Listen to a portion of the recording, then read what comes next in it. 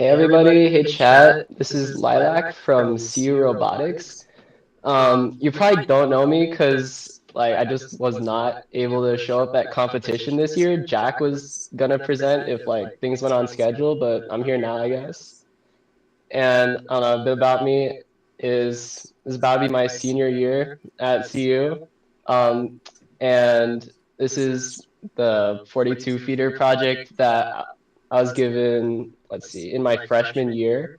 So one day Isaac just pulled up when I was looking for a project and told me that we need a feeder that doesn't jam, and that's this for the most part, hopefully, which I don't know, had good results.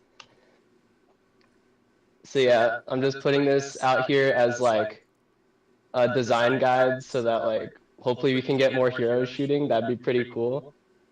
And if you don't already know, all of these materials are on the RMTC drive. The open source Onshape assembly is linked for just some example CAD with geometry for or overall geometry for each component. And yeah, tinyurl.com/RMNA drive. It's pretty good stuff. So what drew me to this design in the first place was three things. First of all of the spinning indexers seemed kind of scary at the time. So I was like, what if I just moved all the balls out linearly? And that's what I did. Obviously, all the motion is linear. The balls just get pushed up by the screw. And it just kind of helped the prototyping process overall, helping me find each different jam condition. And there's just less weird geometry to worry about for little freshman me. And something else that was nice about it was how mostly pre-indexed it was. So each little slot on the screw is almost guaranteed to be filled by this layout pretty much. Because this is a top down, so it's hard to see or hard to grasp a little bit in 3 dimensions. But the slope of the feeder feeds every projectile towards the back of the screw. So it's pretty much all, just that back slot that's getting filled up every time, besides maybe one dropping in, and that ensures that for the most part each one is filled, and you always have a shot loaded up for the driver.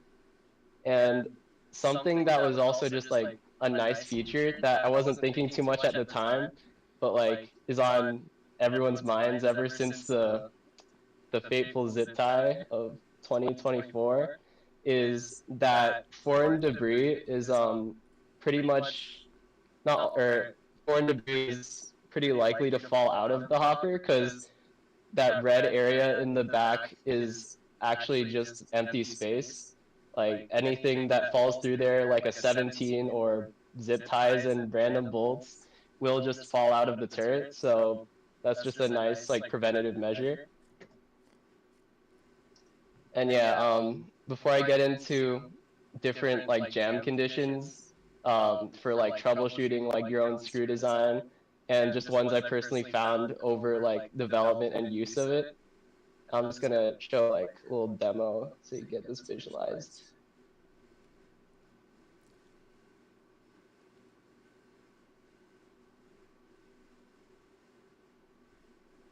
Let's just can't put this on loop, that's funny. Yeah, so here's one of the later stage prototypes in action. And you can see that there's a couple issues, but for the most part it's running smooth. Don't mind the 3D printed shooter that it's feeding into. But yeah, you can see one of the balls hops out of the front of the feeder. So there's a gap in the output, but that gets addressed later, as we'll see.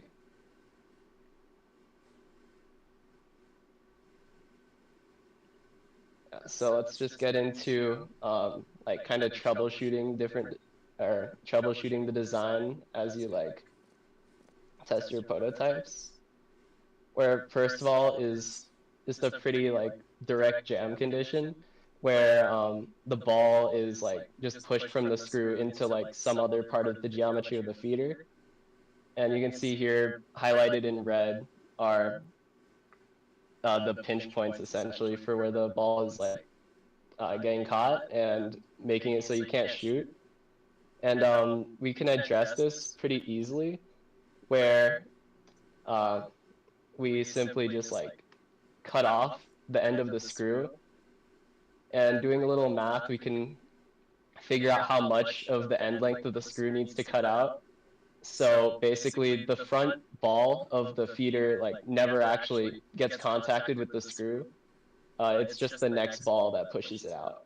And technically you can still get direct jam like this, because like you can get a jam where a ball pushes another ball into the wall of the feeder, and both of those are part of the jam. But like if your driver runs into a wall or something, it's probably fine. And we never really saw stuff like that happen, except for with like just really extreme fire rates, just like unloading after a match, stuff like that. So yeah, overall you just gotta cut the end of the screw off, and then it takes out most of the jams. And also you can see there, I added a little chamfer at the output that just like makes it a bit smoother, adds a bit more room for balls to flow in. And the next thing that comes up is just less feeder design, but more hopper design. Something to note with that's especially a problem with the 42 projectiles is if you try to shove them into too constrained of a space, they form these like crystal formations essentially. And yeah, you have geometry that lets the balls flow into the screw.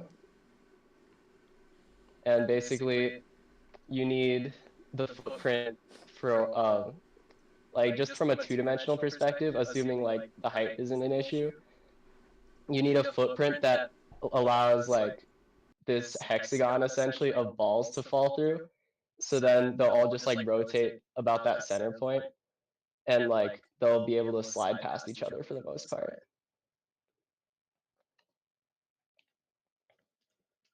And yeah, overall, it's pretty simple design.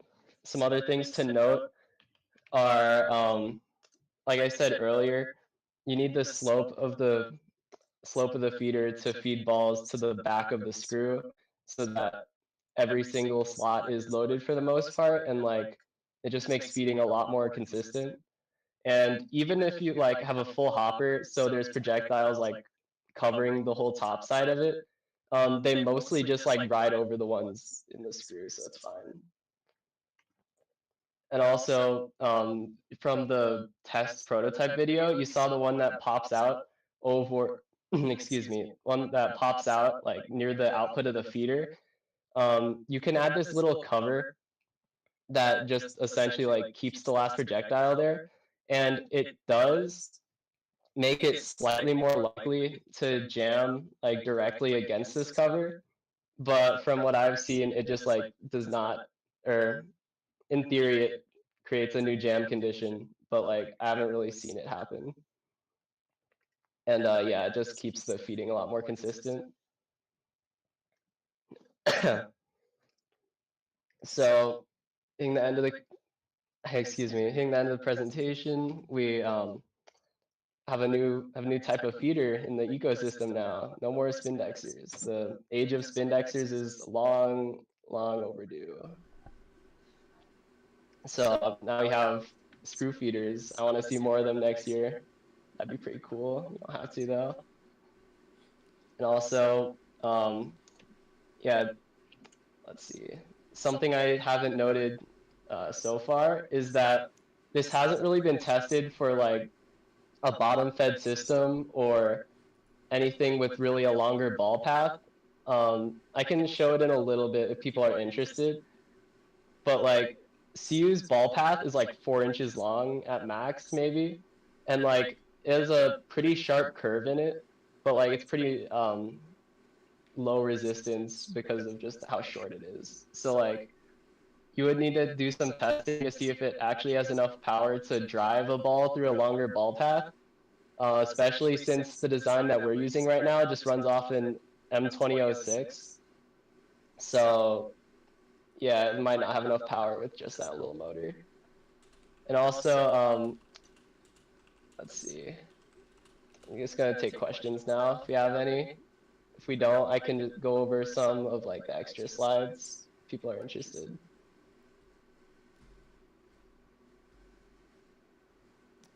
No questions in chat currently. By the way, I'm here. Hi, guys. Sure.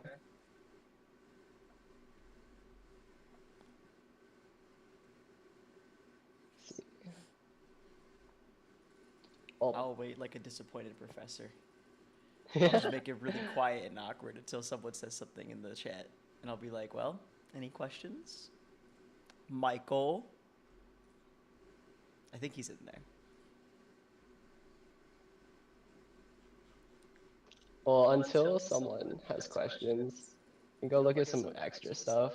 So like, there is a kind of jam that like never really happened during a match, but we did see it in inspection one time. So something to note is this kind of like friction jam, right? So if you look at this diagram with like the forces that act on the ball, and it's like feeding to the left, in like in normal operation for the feeder, the balls actually like kind of roll backwards as it gets pushed along, right? And since they're rolling like down and backwards relative to the screw, if they're like really dirty, then like the friction gets way too high, and then it just like gets jammed into this corner here. So yeah, it made inspection pretty annoying because those balls have a lot of gunk on them. And let's see what else we got here. Oh yeah, also here is this like short, or why our ball paths are so short. They just kind of like go through this little bend that you set up. And let's see. I've done a better picture. Not really. But yeah, all our ball paths are short AF. So we can just kind of like keep top fed forever. You kind of started addressing this. Chat was going to ask, though, 17 millimeter screw feeder when? Do you have any comments about like how that would work, etc.? If you could do that theoretically, even?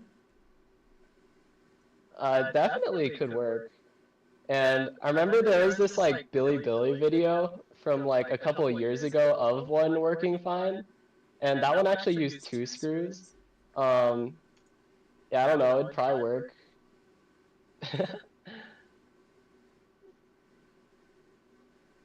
I feel like one issue for the 17 millimeter is that like, well, I guess it's just a skill issue for the motor, but since it doesn't feed like that quickly, because one rotation of the shaft of the screw is just 1 ball out, right?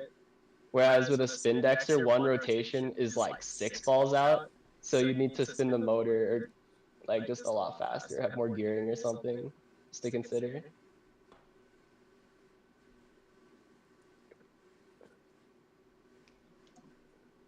And yeah, let's see. This feeder is definitely not for everyone because like it is relatively bulky.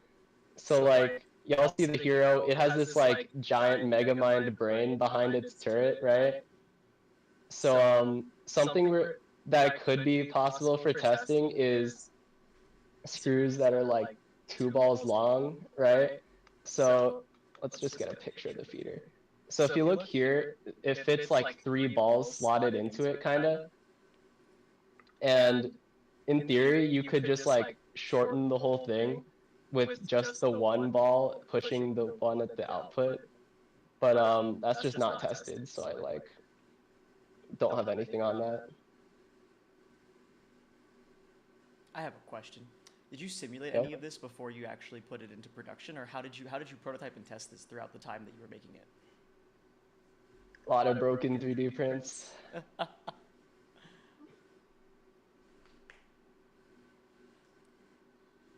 Yeah, didn't do much simulation on this. Not gonna lie. We just like made a bunch of them and then worked out the issues. Like with a hopper that looks like this, there are a couple of them that have been printed that are pretty rough. Chat's asking, what material was the screw? How thick was it? Ooh. So the screw, you can see it kind of in this cross section. That is just like an aluminum shaft, I think, going through a 3D print. And yeah, we just do this out of PLA, printed vertically actually. So like, I don't know how to visualize this. So the screw like feeds like outwards to the right. Imagine it feeding upwards. Um, Kyle managed to just like, or Kyle, former president, managed to 3D print it, no supports, just like vertically like that, and it worked. And How each tall of was this those, 3D printer? God damn. yeah, I mean, it's not that long, because like, what, 42 millimeters times 3 plus whatever thickness the screw thread is, and I'm guessing that was part of the question, which is, don't remember off the top of my head, it's like 4 millimeters thick-ish, I think. I don't remember. You can probably make it thinner than the one that's in here right now, honestly.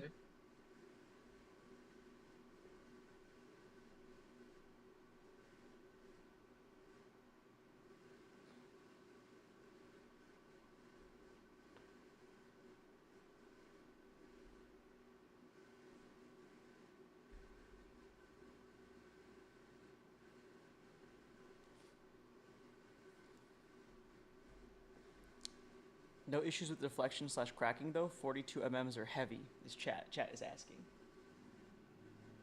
Nah, I never had anything with that really, because like the shaft going through the print takes most of the load. And like it looks kind of long, like there'd be a decent amount of deflection, but haven't really seen that much of it. Because let's see. The shaft takes a decent amount of the load, and there's not actually that much weight above it, since most of the weight is just like sitting on the ramp of the feeder.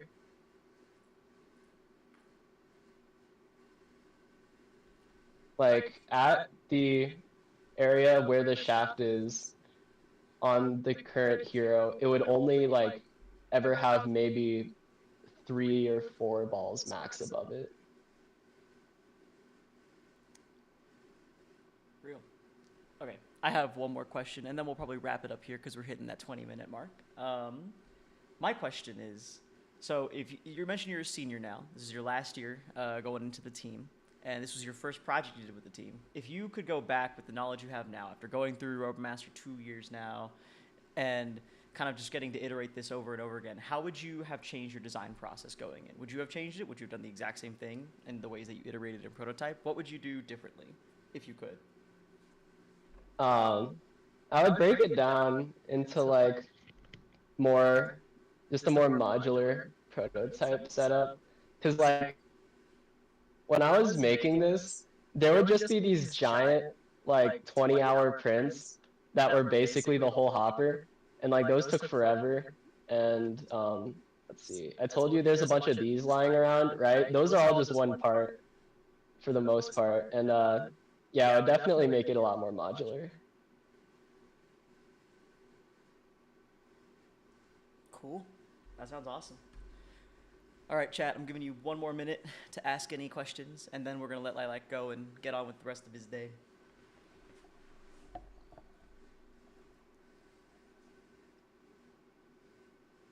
You get 1 minute.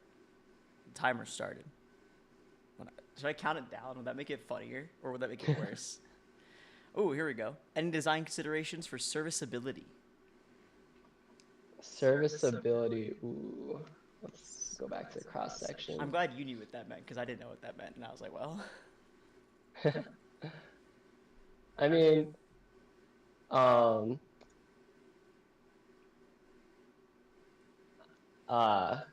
don't really know exactly anything specifically. If you look at the way our assembly set up, that back pulley just like goes to an M2006 that's just like face mounted to the other side of this plate, right? So everything is pretty accessible if you could get under the hero turret. The way we have everything mounted, if you slide the shaft out, the screw can pretty much fall out if like it ever does crack for some reason.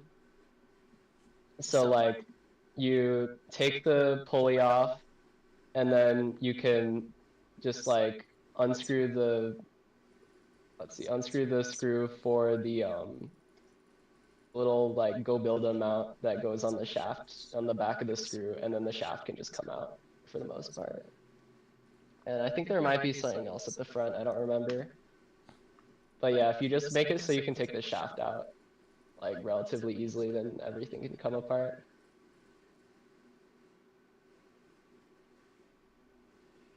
Awesome. Well, thank you so much, Lilac. It's been a pleasure to host you one more time, way after competition, to make sure that this presentation got through. Um, Chat, just in general, as like some general reminders today, we have the bidding meeting going on in the Robomaster North America Discord. So don't forget to join in on that and watch that and check that out. See who's gonna win the bidding this year. Ooh, it's exciting, spooky, scary. Outside of that, I don't think there's anything else super crazy planned currently for any streams or anything. I'll keep the public informed if there is, and let us know if you want to see anything else from us in general. Final thing for anyone else who did RMTC presentations, those will start going up now that we finished this one. Those will start going up soon, and so you'll see those on YouTube, and it'll be very fun to have them split up, and it'll be great. And then yeah, thanks again to everyone who participated in RMTC. It was a great time, and we promise to have it a little bit better next time, so we don't have to do these last minute little things to fix it all up. And thanks so much for watching, guys. Have a good rest of your days. Peace.